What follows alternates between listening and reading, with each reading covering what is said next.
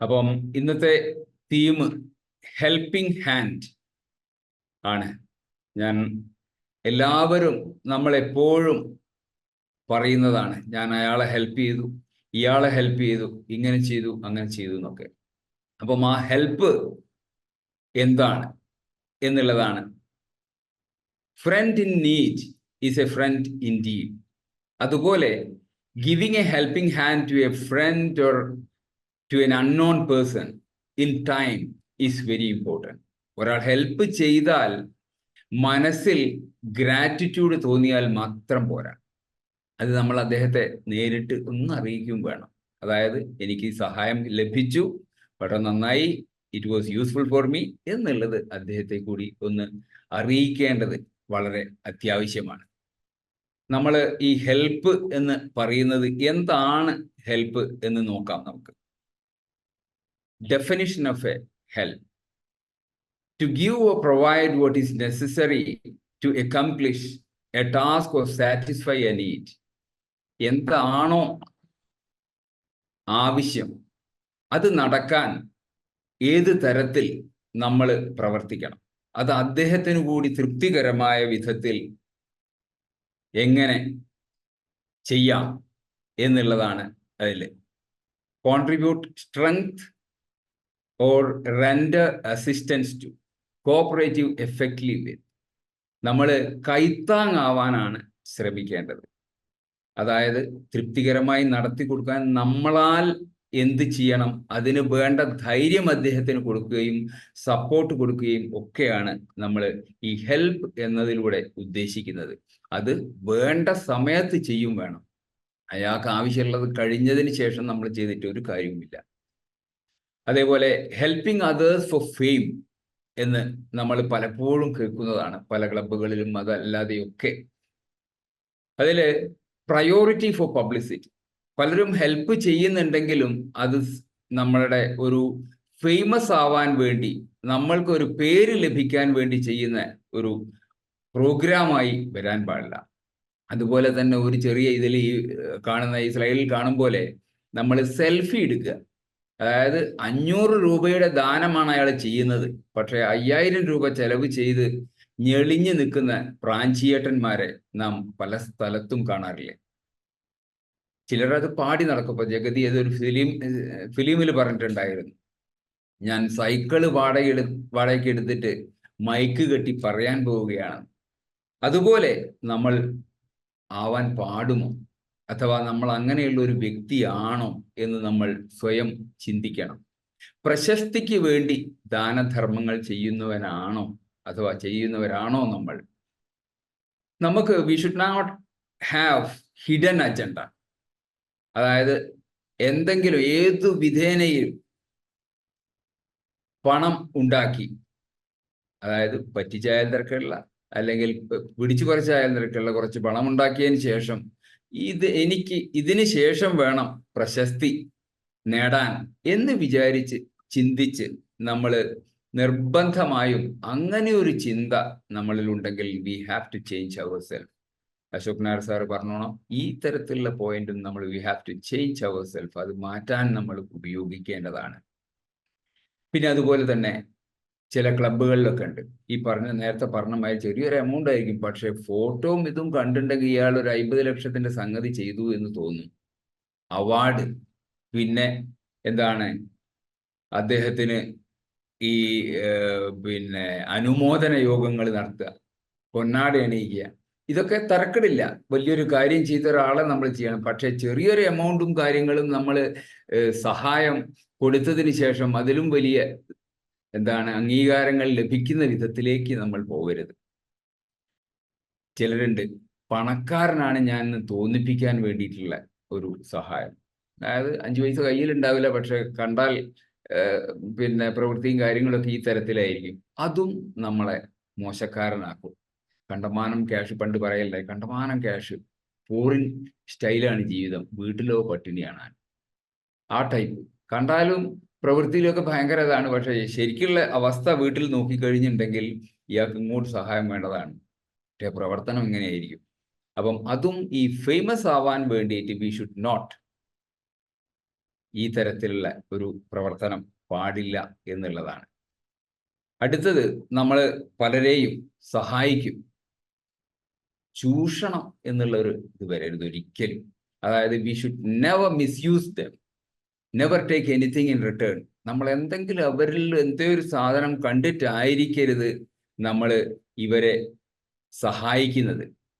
രഹസ്യമായിട്ട് ഇവരൊരു അടിമകളാക്കുന്ന ഒരു പരിപാടി, ചുളിവിൽ സഹായം ചെയ്ത് മറ്റു വല്ലതും തട്ടിയെടുക്കാൻ വേണ്ടിയിട്ട് ശ്രമിക്കുന്ന ഒരു സഹായവും ആവരുത്. Smooth handing over. ഇപ്പൊ ചില ഗവൺമെന്റ് സഹായങ്ങളൊക്കെ കണ്ടില്ലേ, ഈ ജന്മം മുഴുവൻ അയാൾ മെനക്കെട്ടാൽ സംഗതി കിട്ടൂല. ഇപ്പം ആനേനെ പിന്നെ കാട്ടുന്ന ആന ഇറങ്ങി വന്ന് കുറെ ആൾക്കാരെ കൊല്ലുന്നുണ്ട് ഇപ്പം. പക്ഷെ ഇവന് 10 ലക്ഷം 20 ലക്ഷം ഒക്കെ കിട്ടും. അയാൾക്ക് എന്ന് കിട്ടി എന്ന് ചോദിച്ചാൽ ചിലപ്പോൾ അയാൾ കുട്ടികളടക്കം തീർന്നിട്ട് മാത്രമേ ഇവർക്ക് സഹായം കിട്ടുള്ളൂ. ചില ഗവൺമെന്റ് സഹായങ്ങൾ, ഒരു ഗവൺമെന്റിന്റെ അല്ലേ പറയുന്നത്, പൊതുവെയുള്ള നൂലാമാലകൾ, റെഡ് ടൈപ്പിസം, ഈ കാര്യങ്ങൾ അതുപോലെ ആവരുത്. ഇയാൾ നമ്മളെ വീട്ടിൽ വന്ന് കാവൽ കിടക്കണം ഒരു 500 രൂപ കിട്ടണമെങ്കിൽ, ആ വിധത്തിലും. അതാണ് ഞാൻ പറഞ്ഞത്, സ്മൂത്ത് ഹാൻഡിങ് ഓവർ. അതുപോലെ തന്നെ we should give them a feeling of security. ഒന്നും പ്രശ്നമാക്കണ്ട, എന്തെങ്കിലും ആവശ്യമുണ്ടെങ്കിൽ വന്നോളൂ, ഇനിയും ഞാൻ സഹായിക്കാൻ തയ്യാറാണ്. അത് 10 ആളെ വിളിച്ചിട്ടല്ല, സ്വന്തം രഹസ്യമായിട്ട് തന്നെ ഇവരോട് പറയുക. അതുപോലെ never insult them or expose them in public. ഓ, ഇവനോ, ഞാൻ എത്ര കാലമായി അവനെ സഹായിക്കുന്നു, സഹായിച്ചോണ്ടിരിക്കുകയല്ലേ എന്നുള്ളത് പബ്ലിക്കായി പറഞ്ഞുകൊണ്ട് അയാളുടെ വ്യക്തിത്വത്തെ നമ്മൾ ഒരു കാരണവശാലും താഴ്ത്തിക്കെട്ടരുത്. സഹായിക്കാൻ എന്ന വ്യാജേന ചിലർ ചെയ്യുന്ന, പിന്നെ ആദിവാസി കോളനിയിൽ നിന്ന് ഒരു കുട്ടീനെ ഞാൻ സഹായിക്കുകയാണ് എന്ന് പറഞ്ഞു കൊണ്ടുവരും. ആ കുട്ടീനെ പഠിപ്പിക്കാനോ ഒന്നും ചെയ്യുന്നില്ല, പുറത്ത് പറയുന്നത് സഹായിക്കാന്നാണ്. വീട്ടിലെ കംപ്ലീറ്റ് പണി എടുപ്പിച്ചിട്ട് ഭക്ഷണം പോലും കൊടുക്കാതെ മേല് ചൂടെല്ലാം പാർന്നു, അങ്ങനെയൊക്കെയുള്ള പല ന്യൂസുകളും നമ്മൾ പത്രത്തിൽ കേൾക്കാറുണ്ട്. അതും നമ്മളുടെ ക്രൂരതയുടെ ഒരു ഇതാണ്. അങ്ങനെയൊന്നും നമ്മൾ ആ തരത്തിൽ ചിന്തിക്കരുത് എന്നുള്ളതാണ്. ചൈൽഡ് ലേബറും ഈ ഇതിൽ ഗണത്തിൽ നമുക്ക് വരുന്നുണ്ട്. അതുപോലെ ഏറ്റവും അധികം നമ്മൾ ആലോചിക്കേണ്ടത്, നമ്മളുടെ കുട്ടികൾക്ക് ഇങ്ങനെ വരികയാണെങ്കിൽ എന്താവും എന്നൊന്ന് ആലോചിച്ചാൽ മതി. നമ്മൾ പിന്നെ ഒരിക്കലും ക്രൂരന്മാരാവില്ല. ഇങ്ങനെയുള്ള സഹായം അഭ്യർത്ഥിച്ച് വരുന്നവരോട് ക്രൂരന്മാരാവാൻ നമുക്ക് പറ്റില്ല. അതുപോലെ തന്നെ നമ്മളെല്ലാവരും മതവും കാര്യങ്ങളും, ഖുറാൻ എന്ത് പറയുന്നു, ബൈബിൾ എന്ത് പറയുന്നു, ഭഗവത്ഗീത, ഇത് മൂന്നും ഒക്കെ ഒന്ന് തന്നെയാ പറയുന്നത്. പലതരത്തിലാണ്, പല സെന്റൻസിലോ വേർഡിലോ മാറ്റേണ്ടതെന്ന്. Ask them what they are struggling with and find ways to assist them. അതായത് എങ്ങനെയാണോ നമ്മൾ സഹായിക്കേണ്ടത്, അയാൾക്ക് ഈ വിഷമത്തിൽ നിന്നും കരകയറാൻ ഏത് വിധത്തിൽ സഹായിക്കണമെന്ന് ആലോചിക്കൂ, ചോദിക്കൂ, ഡു ഇറ്റ്. ഇത്രേ പറയുന്നുള്ളൂ. അതുപോലെ share with people who are in need. എന്താണോ അയാൾ ആവശ്യം ജസ്റ്റ് മനസ്സിലാക്കുക. Practice hospitality. ഇത്രേ വളരെ സിമ്പിൾ ആയിട്ടാണ് പറയുന്നത്. Helping others is A natural human virtue. അപ്പം എല്ലാം ഒന്ന് തന്നെയാണ് പറയുന്നത്. നമ്മളത് നടപ്പിൽ വരുത്തുവാൻ ഏറ്റവും അധികം ശ്രമിച്ച് വളരെ സിമ്പിളായി ചെയ്യേണ്ട ഒരു കാര്യമാണ്. നല്ലൊരു മനസ്സിന്റെ ഉടമയാവുക. ഖുറാൻ ആയാലും തിരക്കുള്ള ബൈബിൾ ആയാലും ഭഗവത്ഗീത ആയാലും എല്ലാ ഗ്രന്ഥങ്ങളിലും ഇതൊക്കെ പറയുന്നുണ്ട്. മറ്റുള്ളവരെ എങ്ങനെ ഹെൽപ്പ് ചെയ്യണം, അതിൻ്റെ പ്രാധാന്യം എന്നതിനെ പറ്റിയൊക്കെയാണ്. Never mislead, exploit or cheat the kind person who help us.